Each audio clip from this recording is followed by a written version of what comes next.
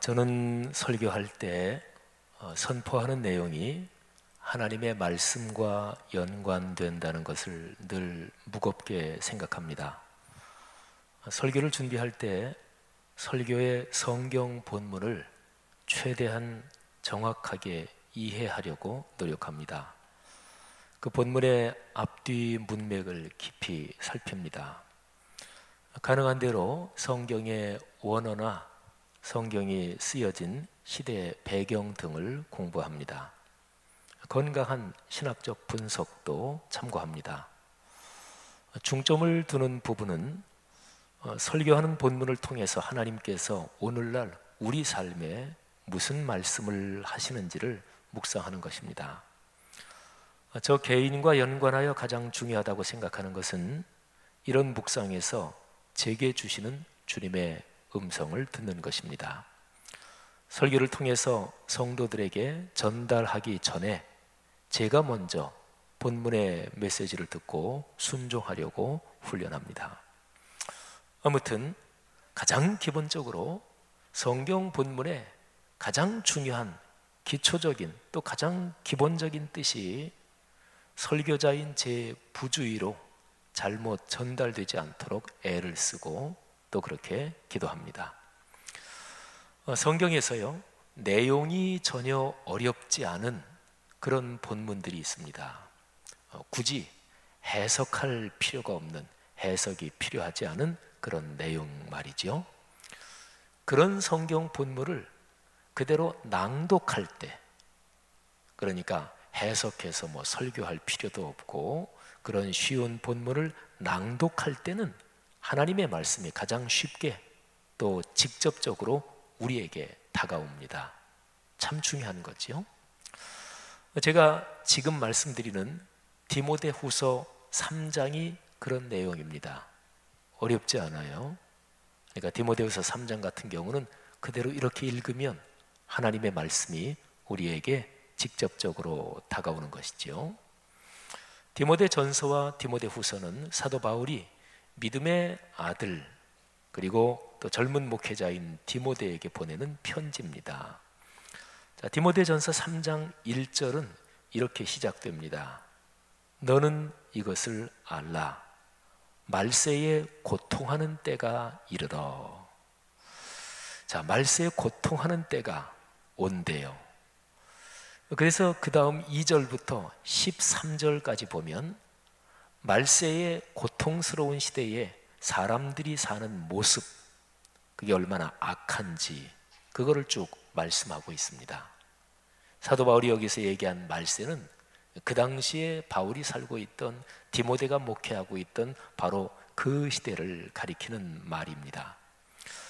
자, 그 2절부터 13절까지 그 내용을 제가 거의 성경 그대로 말씀을 드리겠습니다.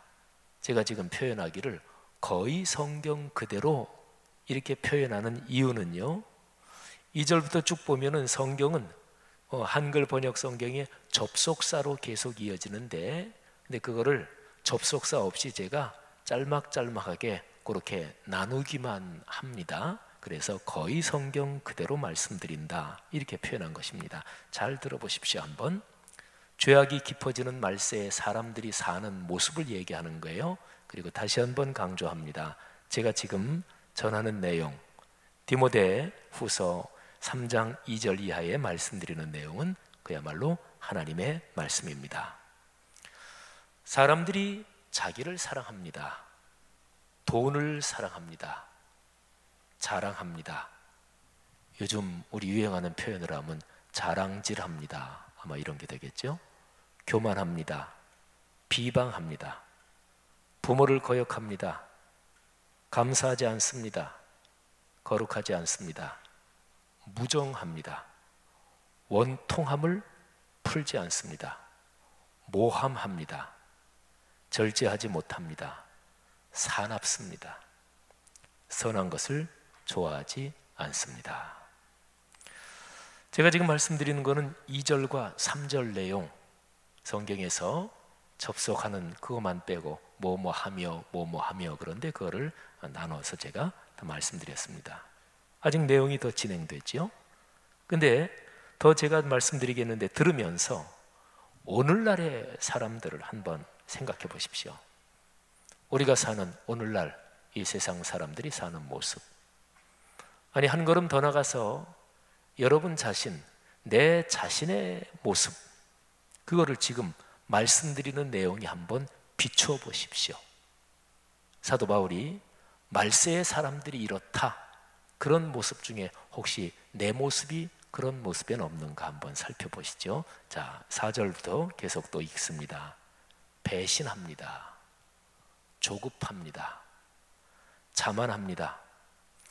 쾌락을 사랑하기를 하나님을 사랑하는 것보다 더합니다. 여러분, 제가 4절 읽었는데요, 여기에서 우리는 잠깐 멈출 필요가 있습니다. 하나님보다 쾌락을 더 사랑한다 그랬죠? 자, 한번 잘 보세요. 이 내용은 하나님을 믿는 사람에 대한 내용 아닌가요? 그러니까 신앙인에 대한 내용이란 말이죠.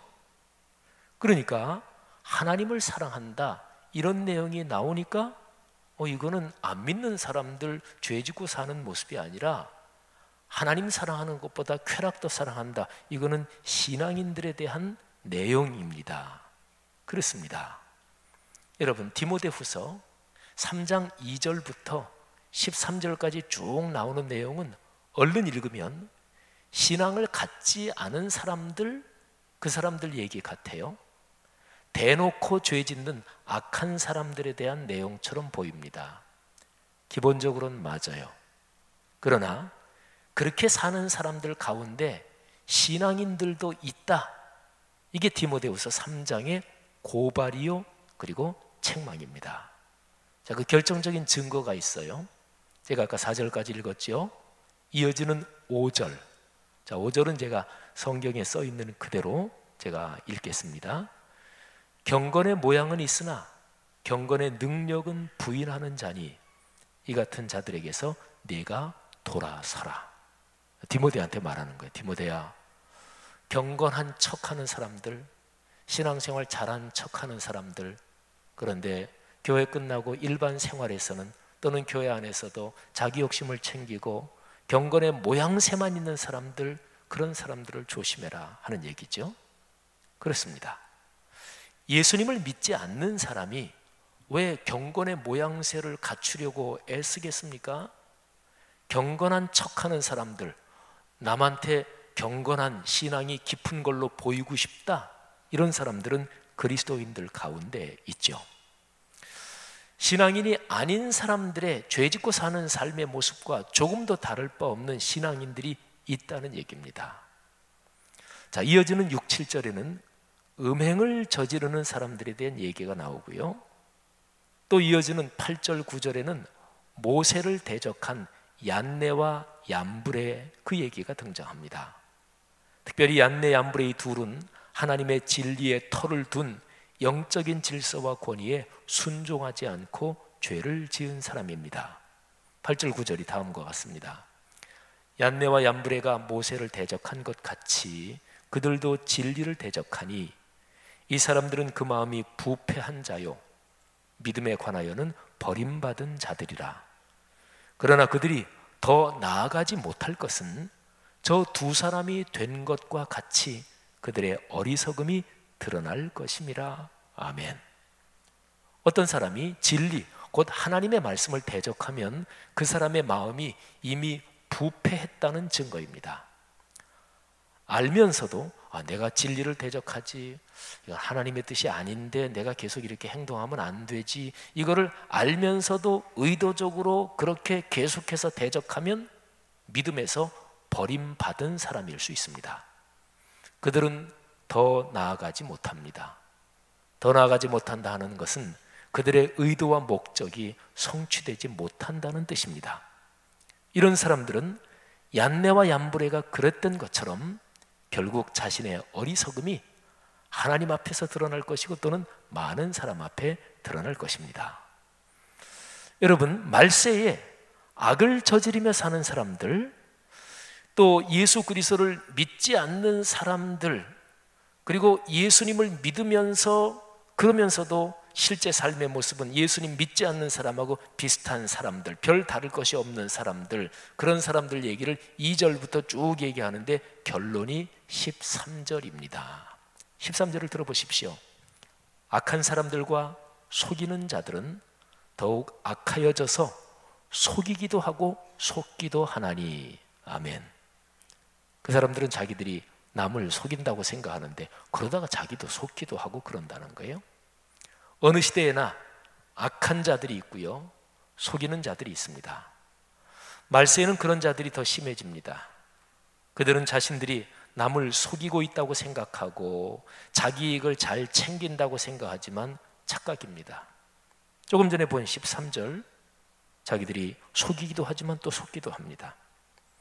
남을 해치지만 그런데 자기도 또 해를 당합니다. 일시적으로는 자기가 이익을 보는 것 같지만 결과적으로 인생 전체를 따져보면 큰 손해를 봅니다. 가장 결정적인 손해, 가장 결정적인 패착은 육신의 생명이 끝나면서 하나님 앞에 설 바로 그때지요. 성도 여러분, 그리스도인은 바로 이런 시대를 살아가고 있는 사람들입니다. 성경에서 말세, 아까 우리가 3장 1절에 말세 이런 표현이 나오잖아요. 성경에서 말세라는 뜻은 성부시대, 성자시대, 성령시대, 이렇게 세 개로 모든 시간을 구분할 때 제일 마지막 끝말자를 써서 마지막 시대, 성령시대를 가리켜서 말세라고 부릅니다. 사도행전 2장에 성령의 강림이 기록되어 있는데 그때부터가 성령의 시대예요. 교회 공동체가 사회 역사적인 현상으로 시작된 것도 그때부터입니다. 그래서 교회는 성령 하나님과 뗄 수 없이 연관되고요, 교회는 말세가 시작되면서 출발된 공동체가 바로 교회고, 말세는 2000년 전 성령이 강림하실 그때 시작돼서 지금까지 말세는 계속 이어지고 있는 거죠. 교회는요, 성부시대와 연관해서 교회는 하나님의 백성이다 이렇게 말할 수가 있고, 성자시대와 연관해서 교회는 그리스도의 몸이다 이렇게 말할 수 있고, 그리고 창조부터 종말까지의 모든 시간 흐름에서 마지막 시대, 곧 말세인 성령시대와 연관해서 교회는 성령의 피조물이다 이렇게 얘기할 수 있습니다. 자, 우리 그리스도인이 사는 시간대가 근본적으로 말세입니다. 네, 오늘날은 말세 중에서도 말세, 그러니까 말세 지말이라고 할 수가 있죠. 디모데후서 3장 1절 이하의 내용은 오늘날 사람들이 사는 모습이기도 한 거죠. 최근에 우리나라에서 고위층 사람들과 연관해서 발생하는 여러 가지 부정, 부패, 또 남북 관계가 부정적으로 치닫는 상황, 또 미국과 중국의 세력 싸움, 그 와중에서 동아시아 전체의 군사 무기가 무섭게 확장되고 있는, 또 전 세계적으로 내전, 난민 등등 오늘날의 이런 상황을 보면 그게 사실은 디모데후서 3장의 그런 상황들 아니겠습니까? 싸우고 무정하고 원통함을 풀지 않고 미워하고 부모를 거역하고 패역한 그런 세대지요. 여러분, 우리가 물어야 될 질문이 있습니다. 그러면 우리는, 그리스도인은 어떻게 살아야 하나요? 하나님을 아버지라고 부르며 예수 그리스도를 나의 주님이고 인류의 구세주로 고백하는 그리스도인은 이렇듯 악한 세대에서 어떻게 살아야 하는 것입니까? 자, 사도 바울이 13절까지 악한 시대 거기에 사는 사람들 삶의 모습을 얘기하고 나서 이어지는 14절부터 그리스도인은 이렇게 살아야 된다, 그 얘기를 하고 있습니다. 자, 14절의 첫 단어가 문장의 흐름을 뒤집는 접속사입니다. 그러나 이렇게 시작돼요. 그러니까 2절부터 13절에 악한 사람들이 사는 행태가 나와 있는데, 그러나 그리스도인은 그와는 반대로 살아야 한다, 이런 뜻이죠. 자, 그럼 구체적으로 볼까요? 자, 먼저 14, 15절 두 절은 젊은 목회자, 참으로 훌륭한 신앙인 디모데가 어렸을 때부터 자라면서 배워온 신앙을 바울이 얘기를 합니다. 한번 들어보세요. 디모데요, 그러나 너는 배우고 확신한 일에 거하라. 너는 네가 누구에게서 배운 것을 알며 또 어려서부터 성경을 알았나니 성경은 능히 너로 하여금 그리스도 예수 안에 있는 믿음으로 말미암아 구원에 이르는 지혜가 있게 하느니라. 아멘. 성경은 구원의 지혜입니다.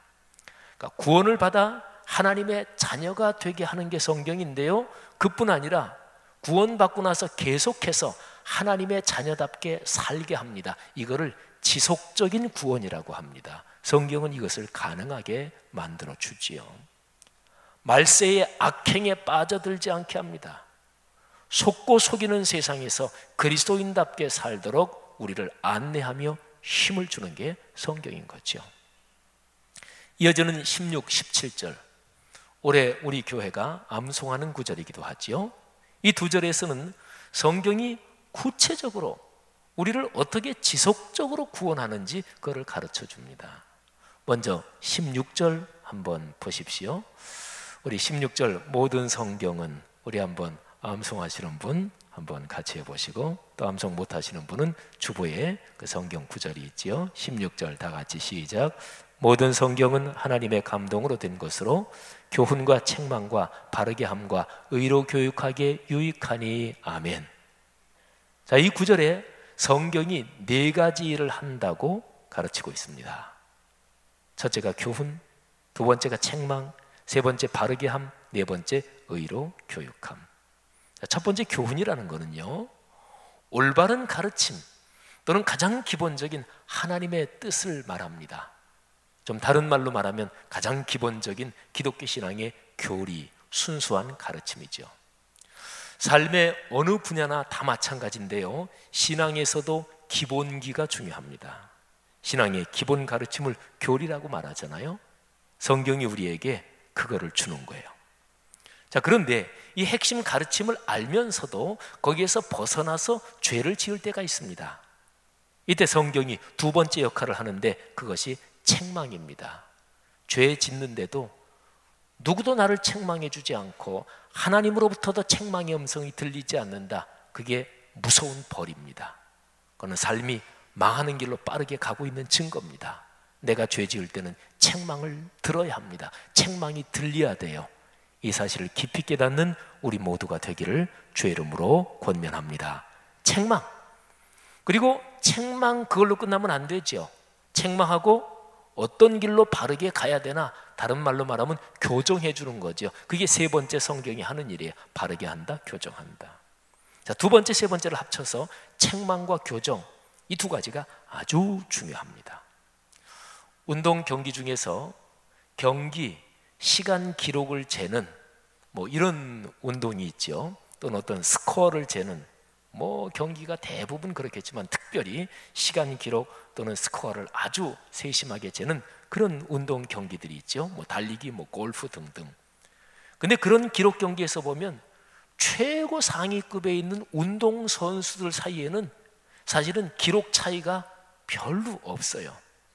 특별히 올림픽에서 단거리 달리기, 100m 달리기 이런 경우는 0점 몇 초 또는 0점하고 소수점 밑으로 두 자리까지 내려가서 0점 몇몇 초 이렇게 해가지고 금메달이 차이 나고, 어떤 사람은 0.1초 늦었는데 동메달 밖으로 밀려나고 이런 경우도 있잖아요. 이런 상황에서는 어떤 운동선수, 그 사람의 기록이 최고 탑 클래스에서 조금 0.01초 올라가야 되는 이게 안 올라가. 근데 그때는 코치나 감독, 탁월한 사람이 그 사람 뛰는 걸 보고 자세 요거 조금만 바꿔주면 기록이 올라갑니다. 그러니까 기본기, 기본 자세 그런 걸 가지고 교정해주고, 이게 아주 중요하죠. 저기 이제 목회자잖아요.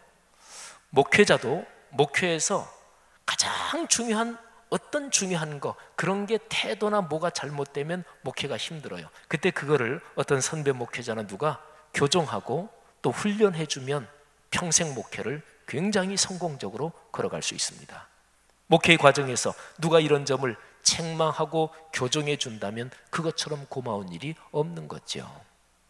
자, 마지막 네 번째, 첫 번째는 교훈을 주고, 두 번째 책망, 그리고 교정해 주고 바르게 해주고, 마지막 네 번째는 계속해서 의로움으로 교육하는 것입니다. 삶은 끊임없는 싸움입니다. 내 인생을 부정적인 방향으로 유혹하거나 몰고 가는 그런 악한 힘에 맞서야 합니다. 아름답고 거룩한 복된 쪽으로 가려면 악한 세력과 싸워야 돼요. 그저 그냥 다리 꼬고 앉아서 커피 마시거나 무슨 과자 먹는 것처럼 신앙은 결코 그렇지 않습니다. 악한 세력과 싸워야 합니다. 그래서 의로움을 계속해서 훈련하는 것이 아주 중요합니다. 예수 그리스도의 십자가에서 나타난 하나님의 의, 그 의로움은 그 의를 말해요. 내가 생각할 때 난 이것이 맞다고 본다, 그거 말고요, 성경에서 말씀하는 하나님의 의로움, 하나님의 공의, 이거를 배우고 훈련할 때 우리는 악한 시대에서 그리스도인답게 살 수가 있는 거죠. 자, 성경 말씀이 주는 이 네 가지 복, 자, 이거를 우리를 결국 어떤 사람으로 만드나요? 그게 다음 17절에 나옵니다. 17절이 이렇습니다.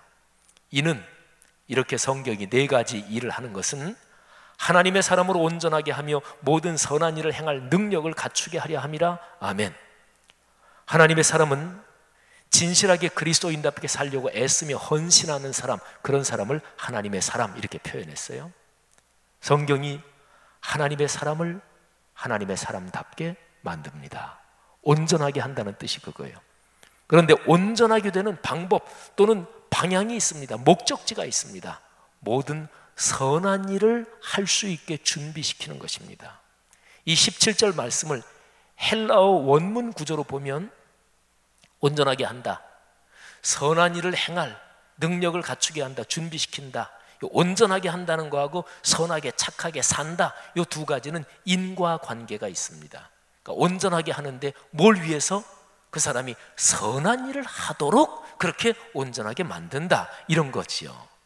그러니까 어떤 사람이 선하게 살지 않는다, 그 사람 실제 사는 모습이 별로 착하지 않다, 거칠고 남을 속이고 한다, 모함한다, 그러면 그 사람은 온전한 그리스도인이 아닌 거죠. 신앙이 아직 성숙이 안 된 거죠. 이게 그런 뜻입니다. 자, 우리 두 구절을 더 보십시다. 4장 1, 2절이에요. 성경은 처음에 기록될 때 장과 절의 구분이 없었어요. 그러니까 디모데후서 4장 1, 2절은 3장 마지막 부분에 그냥 자연스럽게 연결되는 내용이죠. 자, 성경이 어떤 유익을 주느냐, 이거를 3장 16, 17절 여기에서 14, 15, 16, 17절에서 말하고 난 뒤에 사도 바울은 이제 디모데에게 명령을 합니다. 4장 1, 2절이죠. 명령해요. 자, 4장 1, 2절 제가 한번 봉독할 테니까 4장 1, 2절 내용에서 명령이 구체적으로 어떤 것인지 한번 찾아보십시오.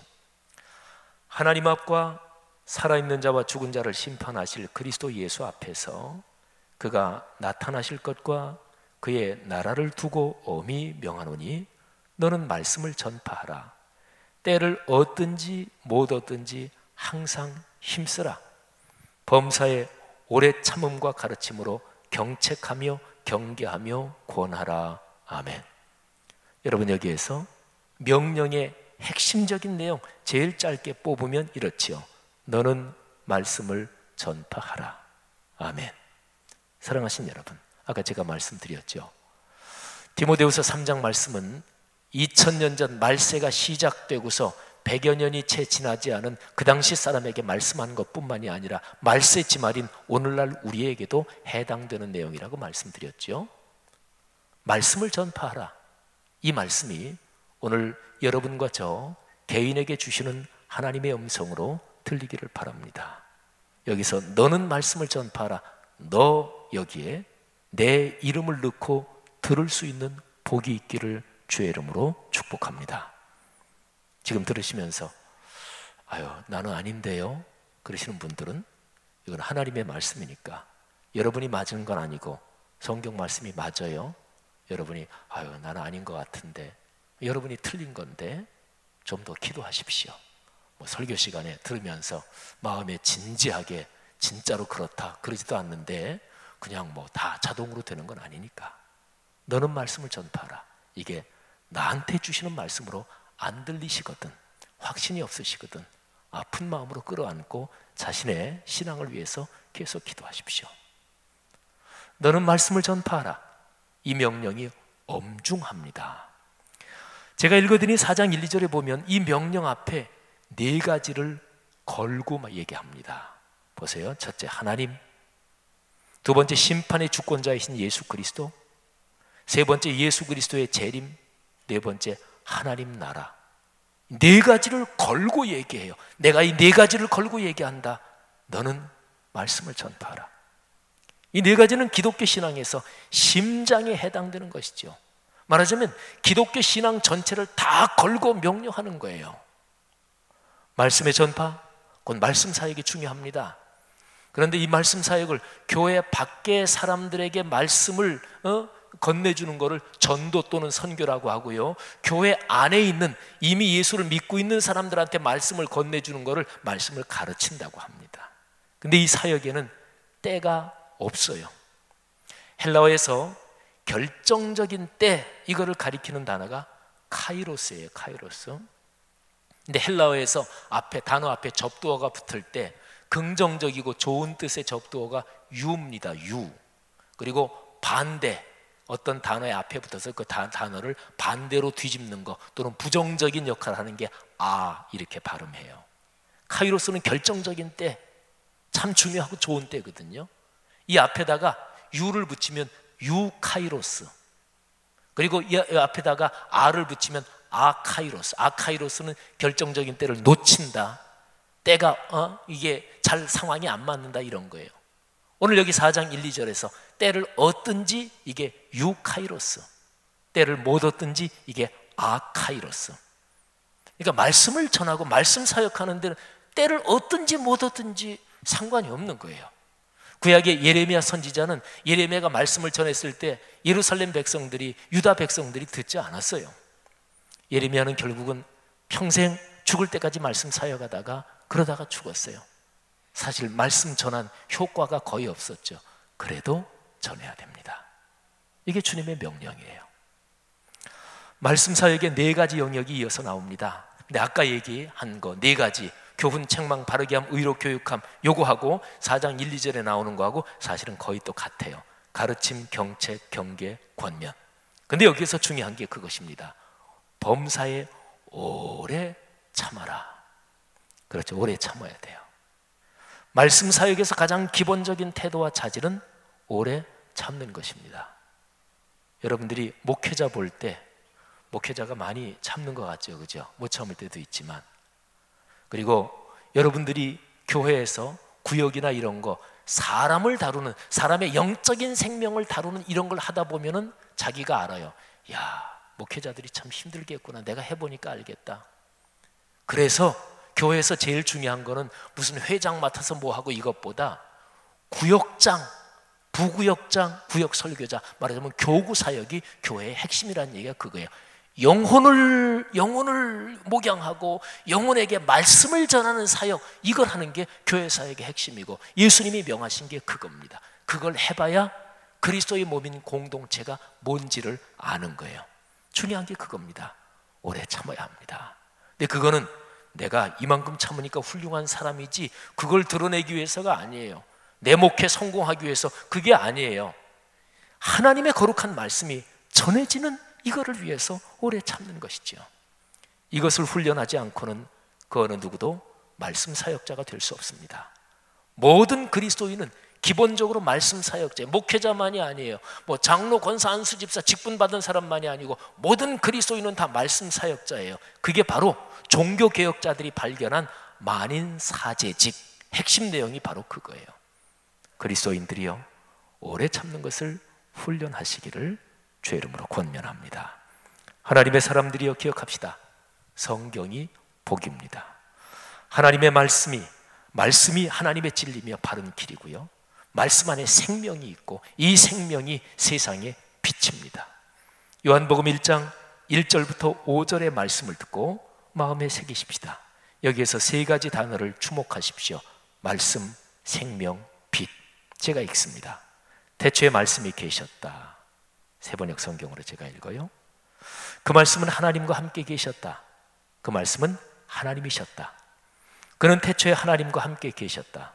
모든 것이 그로 말미암아 생겨났으니 그가 없이 생겨난 것은 하나도 없다. 그의 안에서 생겨난 것은 생명이었으니 그 생명은 모든 사람들의 빛이었다. 그 빛이 어둠 속에 비치니 어둠이 그 빛을 이기지 못하였다.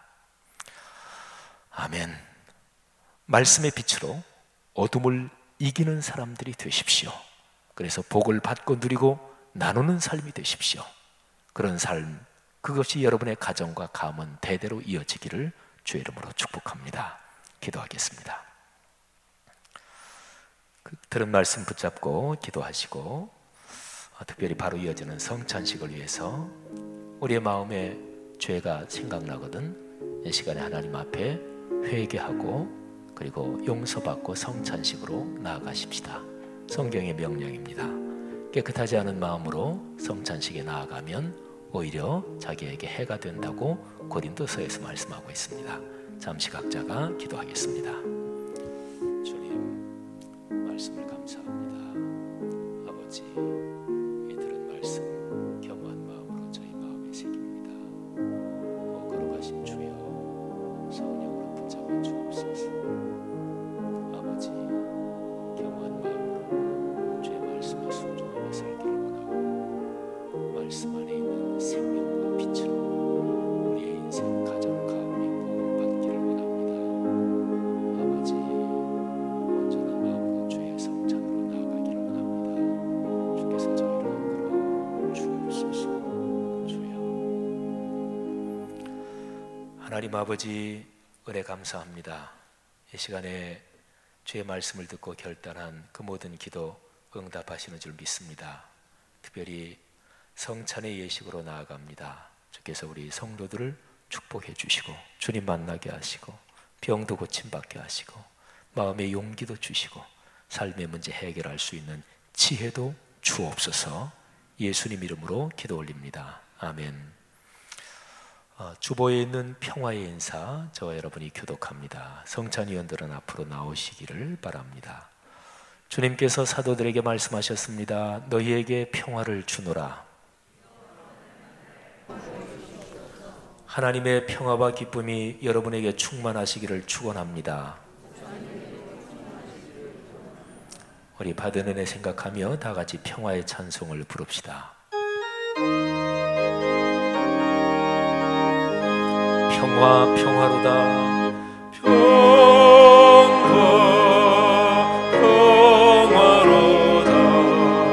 하늘 위에서 내려오네. 그 사랑의 물결이 영원토록 내 영혼을 덮으소서. 대찬의 말씀 교독합니다. 우리가 떼는 이 떡은 여러분을 위해 주신 그리스도의 몸입니다.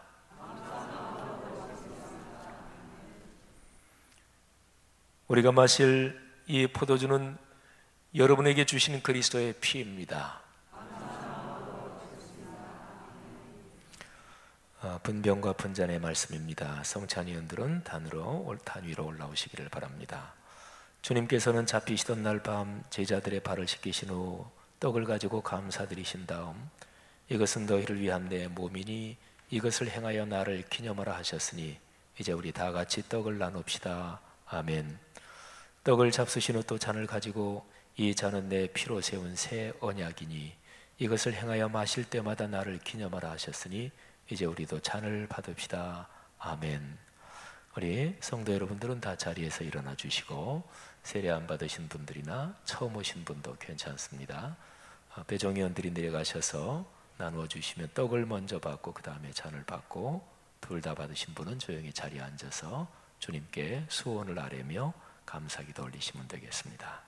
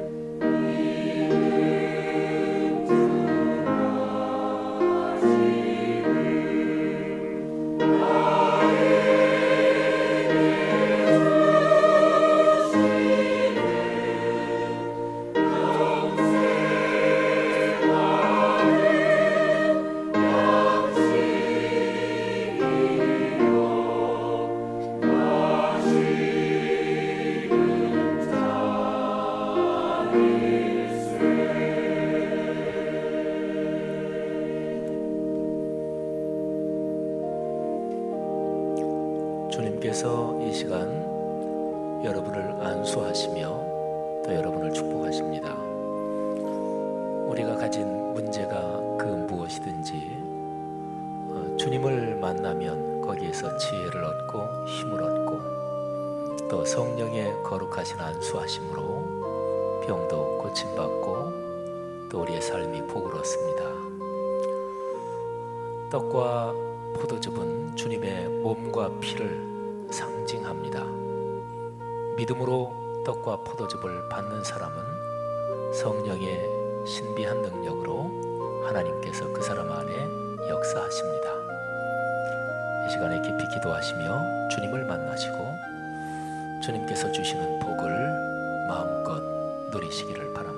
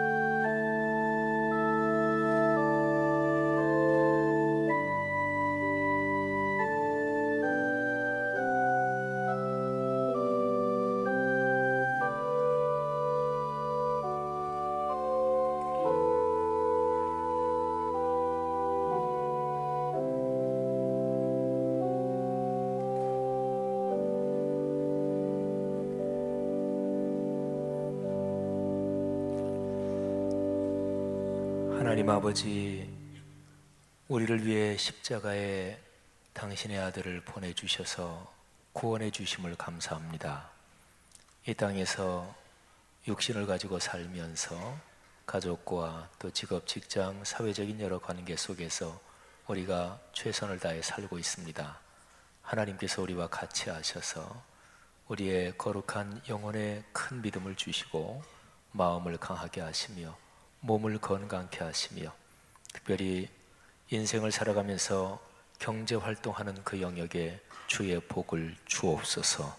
하나님께서 이 시간 다시 한번 안수해 주시고 우리의 마음에 말씀해 주시는 것 큰 위로가 되고 힘이 되게 하옵소서. 예수님 이름으로 축복하며 기도 올립니다. 아멘. 결단의 기도 교독합니다. 우리는 예수 그리스도의 몸과 피를 우리 안에 모셨습니다. 우리가 주님의 자녀임을 진심으로 감사합니다. 주님의 몸과 피를 모셨으니 거듭난 자녀답게 살겠습니다. 하나님의 거룩하신 성령님을 우리에게 가득히 주시옵소서.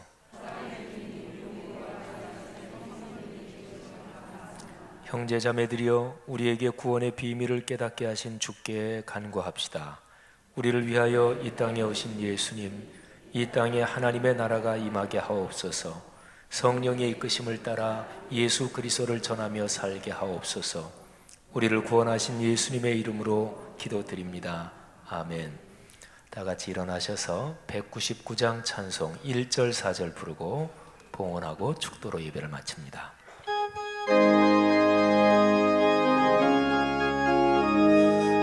성경 말씀이 우리의 가정과 가문의 복이 되기를 다짐하며 나의 사랑하는 채 비록 헤어졌으나 어머님의 무릎 위에 앉아서 재미있게 듣던 말 그때의 일을 지금도 내가 잊지 않고 기억합니다.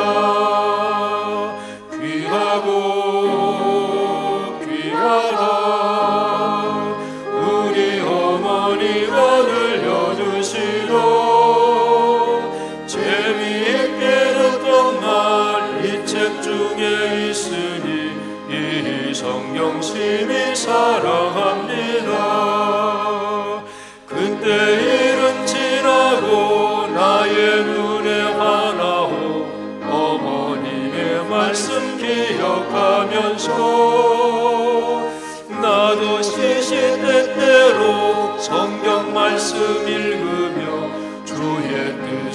따라 살려 합니다. 귀하고 귀하다 우리 어머니가 들려주시던 재미있게 듣던 말 이 책 중에 있으니 이 성경 심히 사랑합니다. 아멘. 주님, 성경 책 그 안에 있는 내용 진짜로 사랑하고 그렇게 살겠습니다. 그리고 그 말씀을 읽고 또 이런저런 기회에 공부하고 무엇보다 머리의 지식으로만이 아니고 깊이 묵상하며 성령의 가르침을 받아 내 마음에 깨닫고 새기며 그리고 삶으로 실천하는 그 자리까지 나아가서 일상과 인격이 예수 그리스도 닮기를 진짜로 사모하고 소원합니다. 성도들의 이런 소원과 결단을 받아주시고 이 시간에 11조 감사 주일원금 선교 건축 또 장학 또 모든 예물들 헌신들 섬김들 크게 축복해 주옵소서. 복이 있을지어다 건강할지어다 내가 이미 세상을 이겼노라 승리할지어다. 주께서 이 시간 말씀에 주옵소서. 예수 그리스도의 은혜와 하늘아버지의 사랑하심과 늘 함께 하시는 성령의 동행하시는 축복이 하늘 백성 머리 위에 이분들을 통해 오늘의 세계 위에 지금부터 영원히 같이 계시기를 축원하옵나이다. 아멘.